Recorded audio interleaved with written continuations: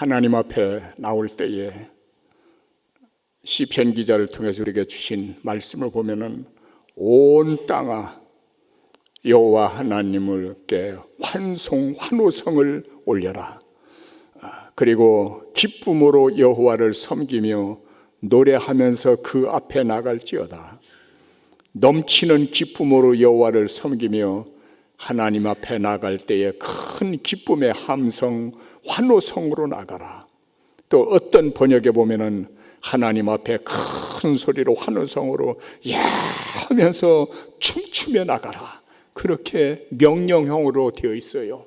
하나님의 명령이라는 얘기죠. 모든 하나님의 말씀은 결국은 우리를 살리는 거예요.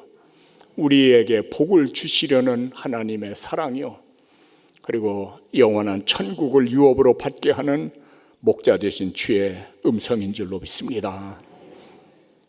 오늘 이 추수감사를 예비하면서 또 앞에 한 160개의 이제 쌀 포대가 있어요. 그를 예비한 손길들, 그를 이제 보면서 제 마음속에 마태복음 25장에 보면은 하나님 앞에 복받은 자들이요, 영원한 하나님 나라를 유업으로 얻을 자들이요, 그리고 너희는 이렇게 살았도다.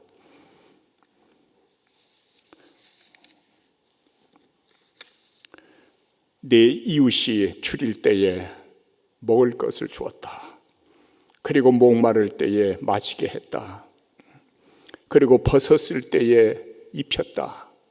그리고 병들었을 때에 와서 보살폈다. 옥에 갇혔을 때에 와서 보았느니라. 그렇게 기록되어져 있거든요. 그 언약의 말씀으로 복받은 자들이 되어지기를 내가 주의 이름으로 축원합니다. 또 앞에 이 슬로건처럼 되어져 있는 7 광줄이 가득히라고 하는 그런 슬로건이죠. 슬로건 표어지요. 7 광줄이 가득히. 이번 추수감사 주일에 이 7 광줄이 가득히 차고 넘치는, 적어도 12,000명에서 15,000명 정도가 먹을 수 있는 그런 기적을 창출하는 그러한 추수감사절이 됐으면 좋겠다 하는, 그리고 제 마음속에 첫 번째 하나님 앞에 우리가 그렇게 예물 드릴 때에 엄청난 기적들이 가정 일어났거든요. 병든 자들이 치유함을 받았고 모든 매여고 눌렸던 것들이 풀어지는, 마치 사도행전 16장에 나타나기는 바울과 실라가 하나님 앞에 한밤중쯤 발은 착고에 채워지고 온몸은 쇠사슬에 매여가지고 꼼짝달싹 못하는 그러한 최고의 고통 속에서 하나님을 찬양했다고 있거든요. 감사기도 했다고 있거든요. 그때에 지진이 나면서 모든 사람의 매인 것들이 다 풀어지고 착고가 풀어지고 쇠사슬들이 다 풀어져 나가고 옥문들이 다 저절로 열렸다고 있거든요. 천사가 그렇게 도왔거든요.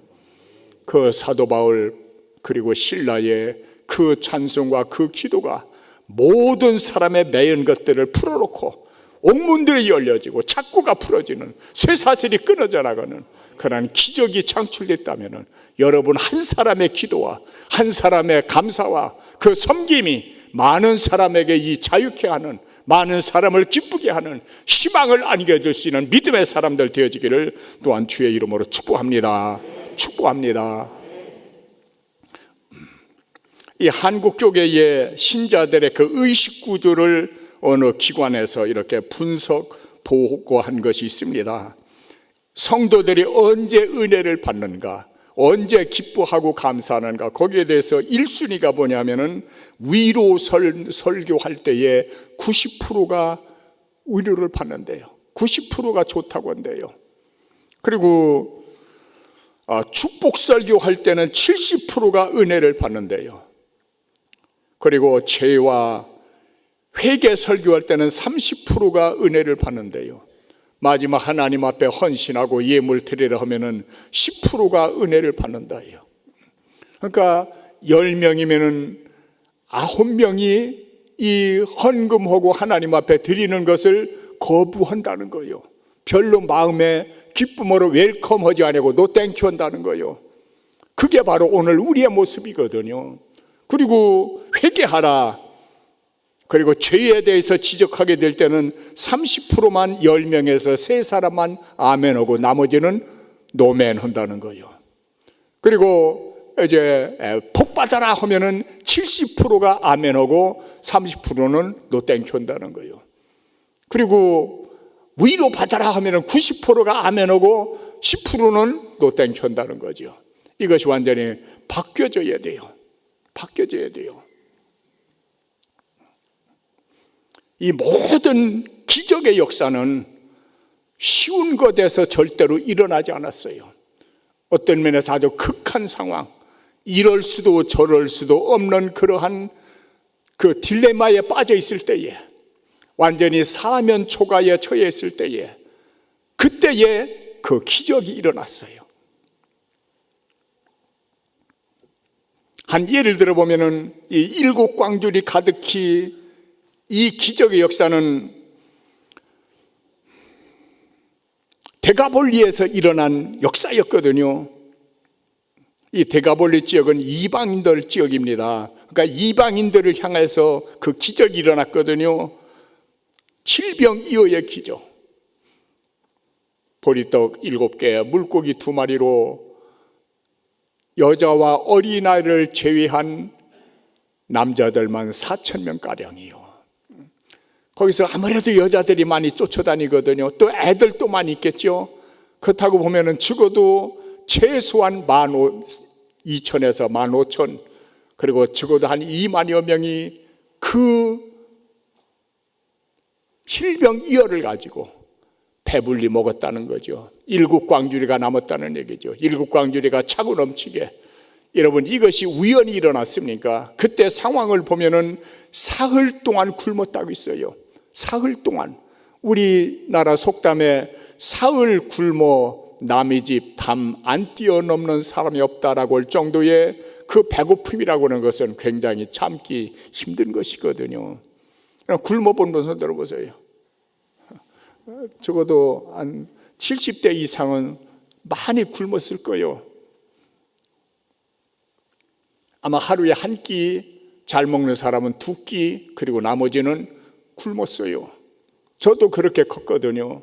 50년대, 거의 60년대까지.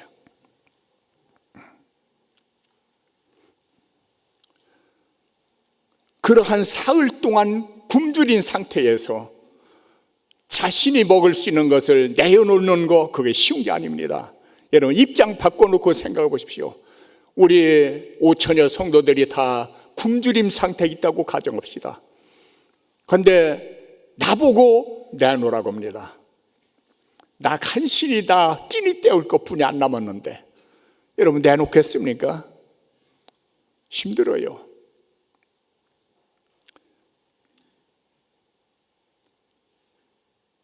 그러한 굉장히 힘들고 배고픔 가운데에 드려진 헌신과 감사가 바로 칠병이어의 기적을 창출하는 에너지원이 된 거예요. 그때의 하나님이 오늘 우리의 하나님이시거든요. 하나님은 영원히 변치 않으시거든요. 그 하나님 앞에 7 광줄이 가득히 차고 넘치도록 만드신 그 기적의 역사의 주인공들 되어지기를 내가 주의 이름으로 축원합니다. 주전 약 900여 년 전 북왕국 이스라엘 7번째 왕 이름이 아합이거든요. 열왕기상 17장에 보면은 하나님 앞에 범죄한 까닭에, 우상 섬기는 범죄한 까닭에, 불순종한 까닭에 3년 6개월의 기근이, 한재가 시작됩니다. 3년 6개월 한재가 시작되었을 때, 한재는 기근입니다. 기근이 시작되어졌을 때에 하나님의 말씀이 엘리야에게 임하게 되는 것이죠. 사르밧, 시돈 땅에 있는 사르밧 과부의 집으로 가라. 내가 그 과부를 통해서 너를 3년 6개월 동안 먹이리라. 갔거든요.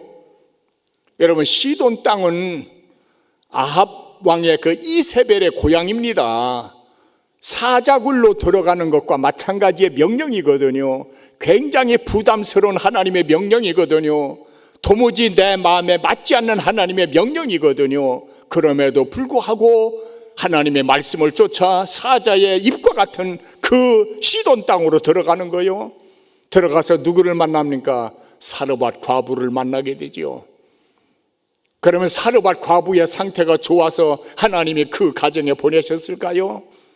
기록에 열 것 같으면 사르밧 과부의 가정이 아주 극한 상황, 아껴서 먹다가 행여나 비가 올라나 그러면 살 길이 열릴라나 그렇게 생각하며 굶주림 속에서 아끼고 아끼던 그거 이제는 다 끝났다라고 생각하고 이제는 희망이 사라졌다 생각하고 그 남은 바닥 깔린 기름병 그리고 한 움큼의 밀가루 이것으로 마지막 떡을 만들어 먹고 우리 죽자라고 그러한 최고의 극한 상황에 처해 있었거든요.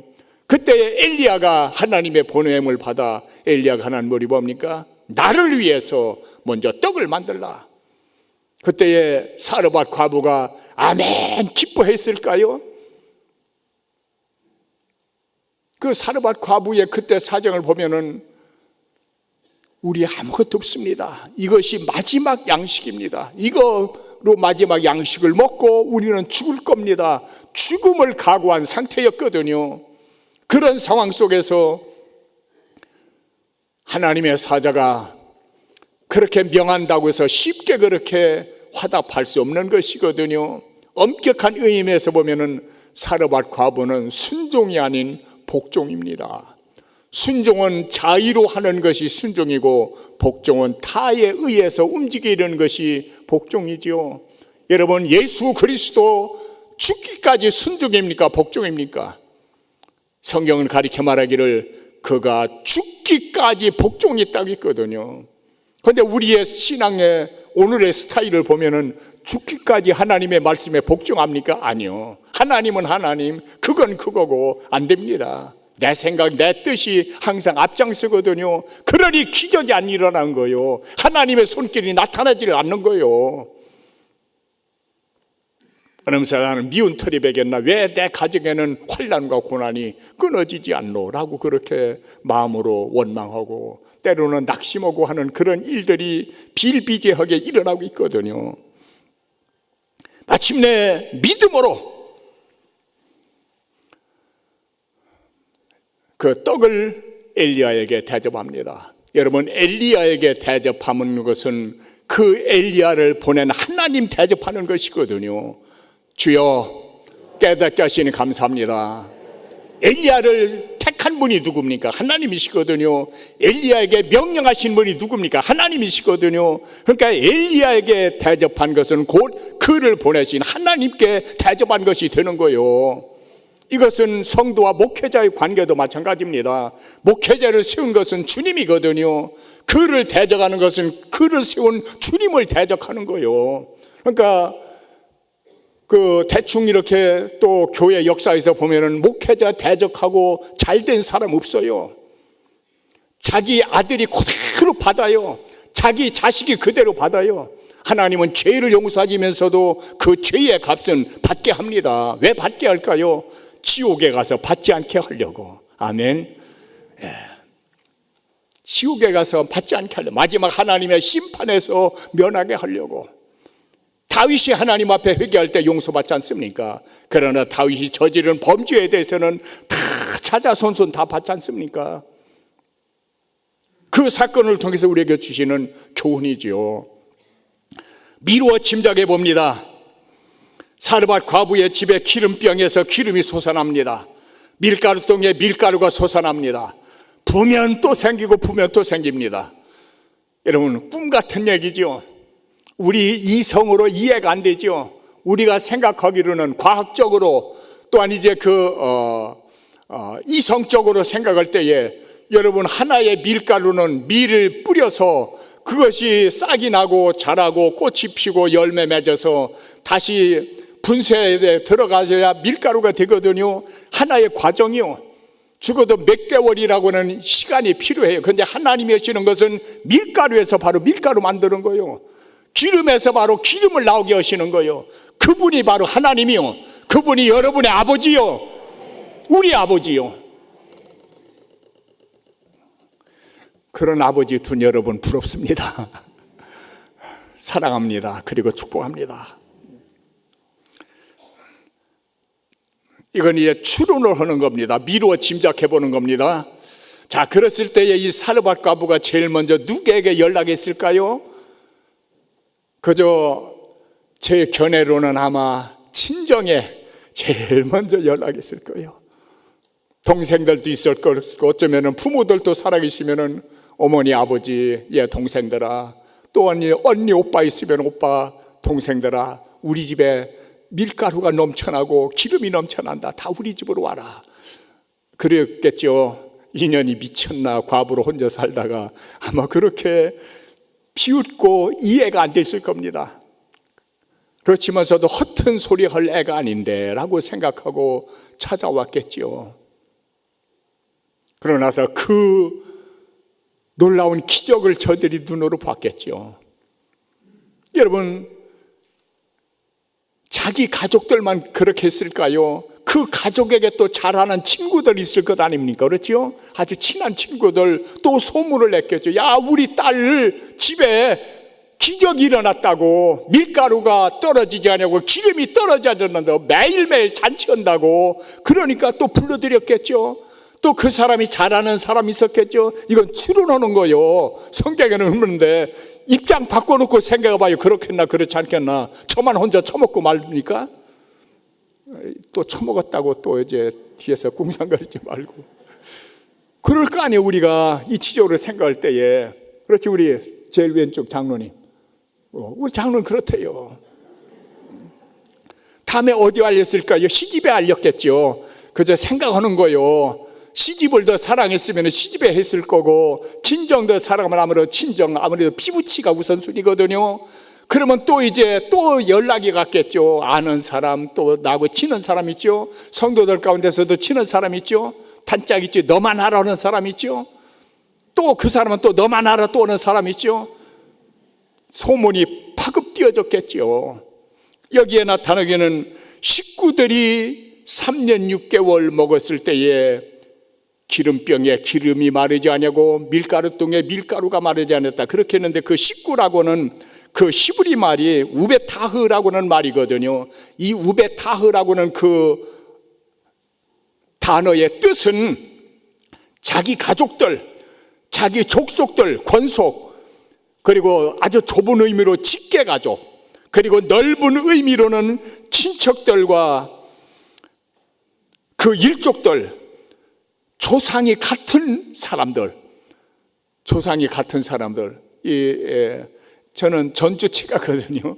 그러니까 전주체가는 다 모여드는 거요. 우리 그 인천에서도 전주체가 있어요. 몇 주 전 그 인천에 이제 그 원로 목사님들 수백 명 되더라고요. 그 모임에 갔는데 최성기 목사님 계세요. 순복음 인천교회 가니까 아이고 우리 아저씨 왔다고 빨리 오시라고. 그러나서 그 사모님 뭐 동생들 할 것 없이 다 오라고 된 우리 아저씨라고. 그분도 이제 제 학렬이 낮아요. 낮았다는 사실은 그만큼 그 가문이 잘 된다는 얘기요. 나경일 목사님 사모님도 그 조카뻘이요. 그 가문도 이 최병현 목사의 가문보다 잘 된다는 얘기예요. 쭉쭉 뻗어나가는 것이죠. 이 전조체가들이 다 모여드는 거요. 옷이 제 이제 집사람 성이 옷인데요. 그 해준가 어쨌든 근데 다 모여드는 거요. 잔치가 계속됐겠죠. 그렇죠? 누구 한 사람 때문에 사르밧 과부 그 한 사람의 희생이, 그 한 사람의 섬김이, 그의 정성을 다한 행위가 자기 가족들을 살리고 친족을 살리고 가문을 살리는 수많은 사람에게 하나님의 역사를 체험케 하는 그런 기적의 주인공 되지 않습니까? 그들이 나중에 어떻게 됐을까요? 사르밧 과부는 그렇게 별로 환영받지 못한 사람들이거든요. 그때 당시에. 그리고 귀히 여김을 받지 못했던 사람들이거든요. 그럼에도 불구하고 이 사르밧 과부 그 가정에 사람들이 올 때에 뭐 가지고 왔을까요? 자루도 가져왔을 거고, 기름 좀 나눠 가려고 기름병도 가져왔을 거고, 뭐 여러 가지 많이 가지고 왔겠죠. 그리고 나서 다 가지고 갔겠죠. 그러면서 욕할까요? 아이고, 누구네 며느리 참 잘 뒀었다고, 누구네 참 딸 잘 뒀다고, 그 딸 바람에 우리가 이렇게 살게 됐다고 칭송과 사랑과 존경의 대상으로 바꿔줬겠죠. 그렇게 만드신 분이 하나님이요. 그렇게 기적이 일어날 수 있도록 처신한 사람이 사르밧 과부 한 사람이요, 오벳 에돔 한 사람의 그 섬김이, 그 수고가 그 가문 전체를 살리지 않습니까? 그 하나님이 오늘 우리 하나님이시거든요. 그런 믿음을 가지고 저들의 그 헌신이, 그 섬김이, 그 감사가 그 기적을 산출한 에너지원이 된 것처럼 여러분들도 일곱 강줄이 12바구니 가득히 차게 하는, 그리고 제2의 이 오벳 에돔과의 그 기적의 역사를 산출하는,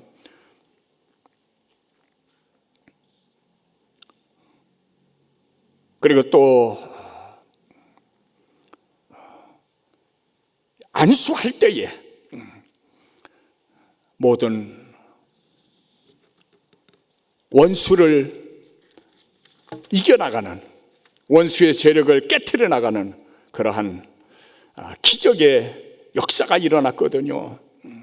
오늘 그 역사가 그대로 이 시간 이 자리를 통해서 일어나는 은혜 있어지기를 내가 주의 이름으로 축원합니다. 기도합니다. 아버지, 오늘이요 그렇게 기적을 베푸시는, 우리에게 살 길을 열어주시는 그 하나님 앞에 온 세상 온 땅아 야훼의 하나님을 환호성으로 찬송을 올리라고, 기쁨으로 띠놀리며 섬기라고, 그리고 춤추며 하나님 앞에 나가라고, 야 하면서 그렇게 나가라고 말씀하신 하나님, 오늘 낙원절교회에 온 사랑하는 성도들, 그리고 영상 예배에 임하는 온 낙원의 성도들, 그러한 제2여의 기적을 산출하는 에너지원 되어지는 성도들 되어지기를 기도합니다. 그리고 축복합니다. 그리고 명령합니다. 예수 그리스도 귀하신 이름으로 그렇게 이루어지기를 명령하며 축복하며 감사하며 기도합니다. 아멘.